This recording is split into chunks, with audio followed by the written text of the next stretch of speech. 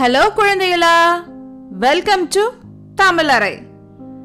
வாங்க இன்னைக்கான கதையை பார்ப்போம். த டார்டாய்ஸ் அண்ட் த மங்கி. குரங்கும் ஆமையும். குரங்கும் ஆமையை பத்தி பார்க்கலாமா? வாங்க கதைக்குள்ள போலாம். ஒரு அடர்ந்த காடு. அந்த காட்டுக்கு நடுவில் ஒரு குளம். அந்த குளம் ரொம்ப அழகா இருந்தது.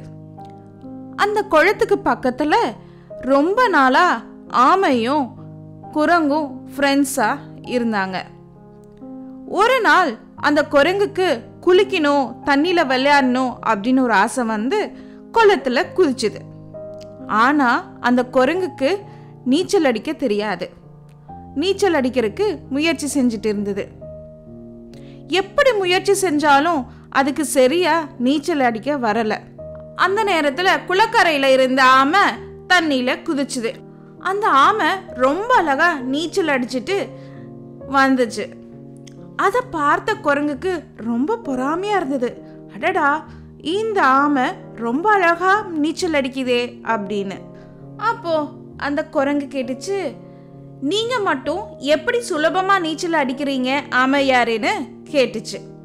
அதுக்கு அந்த ஆமை சொல்லுச்சு, என்னோட உடம்பு அப்படி இருக்கு. எனக்கு இருக்கிற பெரிய ஓடு தண்ணியில நீந்த உதவி செய்யுது. அதனால தான் என்னால சுலபமா நீச்சல் அடிக்க முடியுதுன்னு சொல்லுச்சு.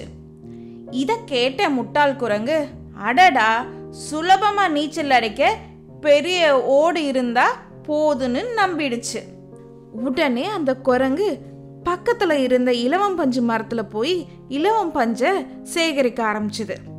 அதெல்லாம் எடுத்து ஒரு பந்து மாதிரி கட்டி தன்னோட முதுகுல அது ஓடு மாதிரி கட்டிக்கிச்சு. உடனே அந்த ஆமை தனக்கும் பெரிய ஓடு வந்துருச்சு அப்படின்னு சொல்லிட்டு தண்ணியில தொபக்குன்னு குதிச்சிருச்சு. தண்ணியில குதிச்சதும் என்னாச்சு, பஞ்சு நினைஞ்சதுன்னா தண்ணியில ஈரமானதும் அது வெயிட்டுக்கு உள்ள அமுங்கும். இந்த குரங்கும் அதே மாதிரி அந்த பஞ்சோட சேர்ந்து தண்ணிக்குள்ள முங்க ஆரம்பிச்சுது. ஐயோ, என்னை காப்பாத்துங்க, யாராவது என்னை காப்பாத்துங்கன்னு கத்த ஆரம்பிச்சிருச்சு. அங்க பக்கத்துல இருந்த ஆமை வந்து இந்த குரங்க காப்பாத்திடுச்சு. அப்புறம் அந்த ஆமை சொல்லுச்சு, ஏ முட்டாள் குரங்கே, யோசிச்சு புத்திசாலித்தனமா முடிவேடு. இந்த ஓடு எனக்கு உதவுதுன்னு தான் சொன்னேனே தவிர்த்து உனக்கு அது உதவுன்னு நான் சொல்லவே இல்லை. நீ மெதுவா நீச்சலை கத்துக்கோ அப்படின்னு சொல்லிட்டு அந்த ஆமை போயிடுச்சு. உடனே அந்த குரங்கு தன்னோட முட்டாள்தனத்தை நினைச்சு ரொம்ப வெக்கப்பட்டுச்சு. ஓகே குழந்தைகளா, இந்த கதை உங்களுக்கு ரொம்ப பிடிச்சதுன்னு நினைக்கிறேன். இதே மாதிரி இன்னொரு கதையில நாம நாளைக்கு சந்திப்போம்.